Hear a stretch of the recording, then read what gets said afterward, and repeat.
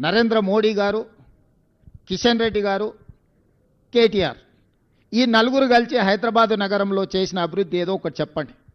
వరదలు వచ్చినప్పుడు హైదరాబాదు నగరం నిండా మునిగిపోతే కేంద్రం నుంచి చిల్లి గవ్వ కూడా కిషన్ రెడ్డి గారు తీసుకురాలి కేంద్ర మంత్రిగా.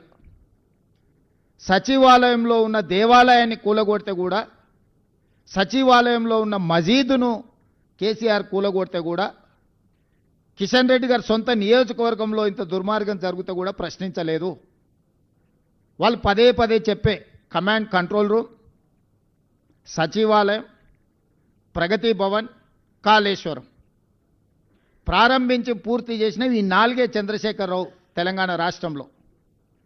1,50,000 కోట్ల రూపాయల అంచనాలతో మొదలుపెట్టిన కాళేశ్వరం 1,02,000 కోట్ల రూపాయల బిల్లులు చెల్లించిండు కాంట్రాక్టర్లు. కాళేశ్వరం కట్టడం, కాళేశ్వరం కూడడం 3 సంవత్సరాలలో జరిగిపోయింది. 1,00,000 కోట్ల రూపాయలు గోదావరి పాలైపోయినాయి. ప్రగతి భవన్ ఆయన విలాసవంతమైన జీవితాన్ని సేదతీరడానికి మాత్రం ఉపయోగపడ్డది తప్ప, గద్దరన్న లాంటి వాళ్ళని ప్రగతి భవన్ గేటు దగ్గర గంటల కొద్దీ ఎండలో కూర్చోబెట్టింది తప్ప, పేద ప్రజలకు ప్రవేశం లేని, తెలంగాణ పేద ప్రజలకు ప్రవేశం లేని నిషేధాజ్ఞలు ఉన్న ప్రగతి భవన్ కేవలం చంద్రశేఖరరావు గారికి, వారి కుటుంబానికి ఉపయోగపడ్డది తప్ప తెలంగాణ రాష్ట్ర ప్రజలకు ఏమైనా ఉపయోగపడ్డదా?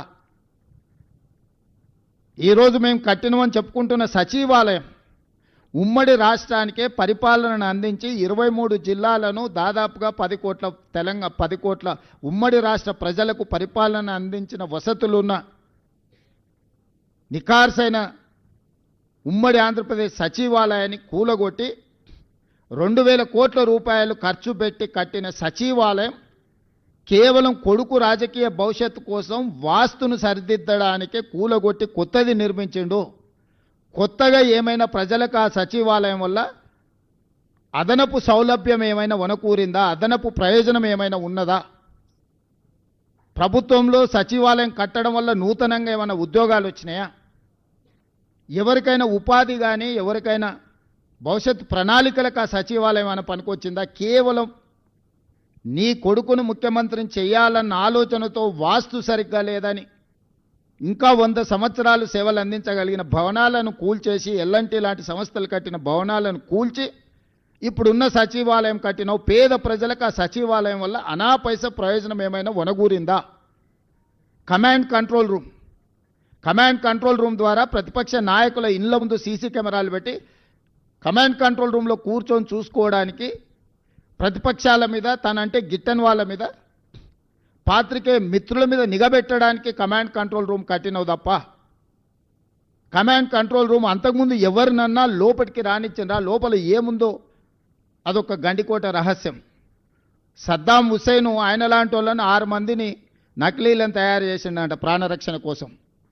ఎక్కడికి వెళ్ళినా వాళ్ళు ముందుగా వెళ్తే ఎవరు సద్దాం హుస్సేనో తెలియక ఎవరిని చంపాలనో ఆలోచన చేస్తారని భయంతో, కుటుంబ సభ్యులు కూడా, సొంత భార్య కూడా అత్యాయత్నం చేస్తుందనే భయంతో నకిలీ సద్దాం హుస్సేన్లను తయారు చేసి నమూనాలను పెట్టి ప్రాణభయంతోనే రక్షణ కల్పించుకున్నాడని మనం చాలా వార్తలు చదివినాం. ఇలా చంద్రశేఖరరావు గారు ప్రాణభయంతో తనను కాపాడుకోవడానికి ప్రగతి భవన్లో బుల్లెట్ ప్రూఫ్ అద్దాలు బాత్రూంలో కూడా పెట్టుకునే పరిస్థితి వచ్చింది. ప్రతి వాళ్ళ మీద నిఘబెట్టాలన్న, తొంగి చూడాలి ప్రైవేటు జీవితాలలో అని తండ్రి కొడుకుల ఆలోచనతోటి టెలిఫోన్ ట్యాపింగ్ కానీ, లేకపోతే కమాండ్ కంట్రోల్ రూమ్ కానీ కట్టినరు. రైతుల కోసం 1 కోటి ఎకరాలకు నీళ్ళు ఇస్తామని చెప్పి 1,00,000 కోట్లు ఖర్చు పెట్టిన కాళేశ్వరం కూలిపోయింది.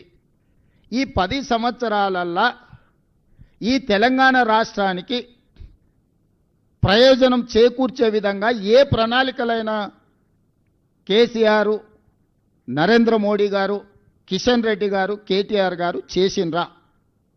పోల్చి చూడండి. 10 సంవత్సరాల మా పరిపాలనను పోల్చండి, 10 సంవత్సరాల వాళ్ళ పరిపాలనను పోల్చండి, విశ్లేషించండి. మీడియా మిత్రులు మీరు పూర్తిగా ప్రణాళికబద్ధంగా ఒక్కొక్క డిపార్ట్మెంటుని, అగ్రికల్చర్, ఇరిగేషన్, ఎడ్యుకేషన్, మున్సిపల్, ఇట్లా ఏ శాఖకు ఆ శాఖకు విడదీయండి. ఏదైనా ఒక ప్రణాళికతోని వీళ్ళు ఏమైనా వ్యూహరచన చేసిండ్రా?